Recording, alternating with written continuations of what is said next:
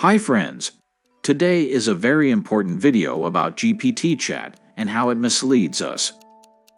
I recently made a writing request about groups of men and women who were placed on desert islands. I hope you've heard about this experiment. If you haven't, I'll give you the gist. You can also follow the link in the description and read it. All over the world, the teams of participants in the reality show The Last Hero include men and women. But a few years ago, in the Netherlands, they decided to conduct an experiment and filmed a localized version of the program with male and female teams.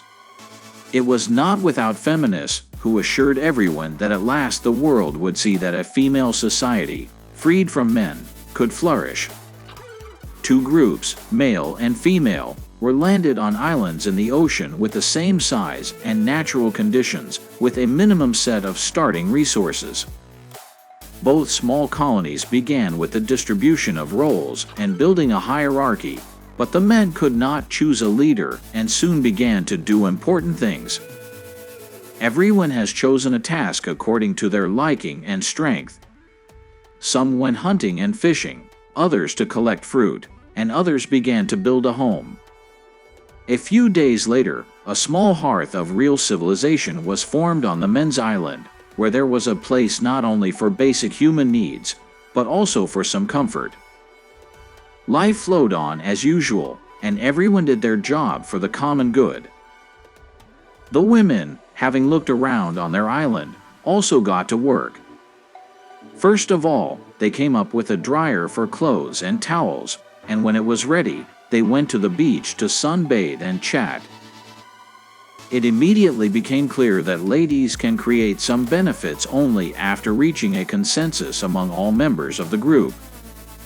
Since there were 12 participants, it was not possible to reach an agreement.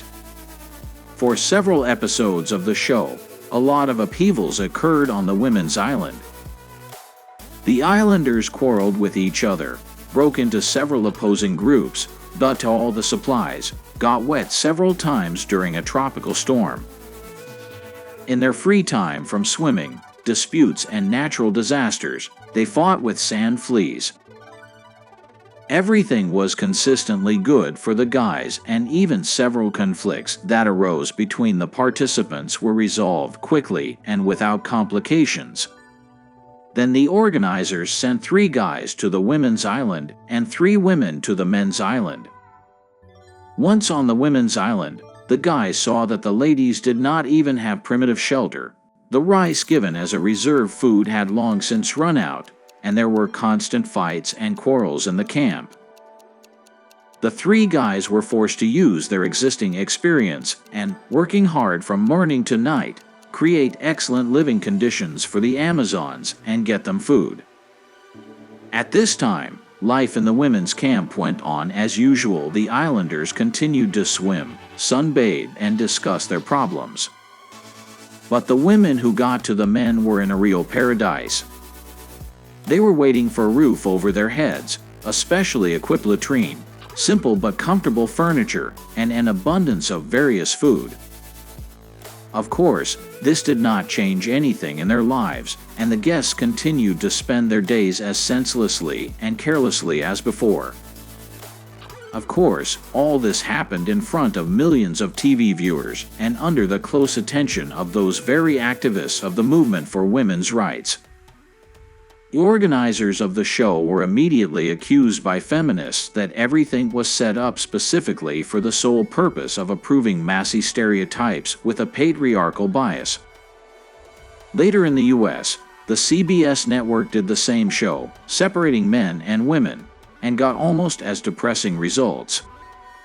Men also quickly organized themselves and began to improve their lives, and women began successfully building a hierarchy and destroying supplies issued for a rainy day. When GPT chat gave me the result, I was very surprised. Next, I will give the results of the experiment from the GPT chat. Once on the islands, the participants were left to their own devices and were required to build their own shelter, find food and water, and fend for themselves. The experiment was monitored through a series of hidden cameras and microphones, and the participants were asked to keep a daily journal detailing their experiences, emotions, and interactions with the other participants. As the experiment progressed, interesting differences began to emerge between the two groups. The women, despite having fewer resources, were able to adapt to their environment better than the men. They were more resourceful in finding food and water, and were able to build more efficient and comfortable shelters than the men. The men, on the other hand, struggled with the harsh environment and often experienced conflicts and disagreements with each other. Interestingly, the women formed a strong sense of community and worked together to ensure that everyone was cared for and looked after. They shared resources, helped each other build shelters, and provided emotional support to those who needed it. The men, on the other hand, often worked alone and did not form as strong bonds with each other. They tended to compete with each other for resources and often prioritized their individual needs over the needs of the group.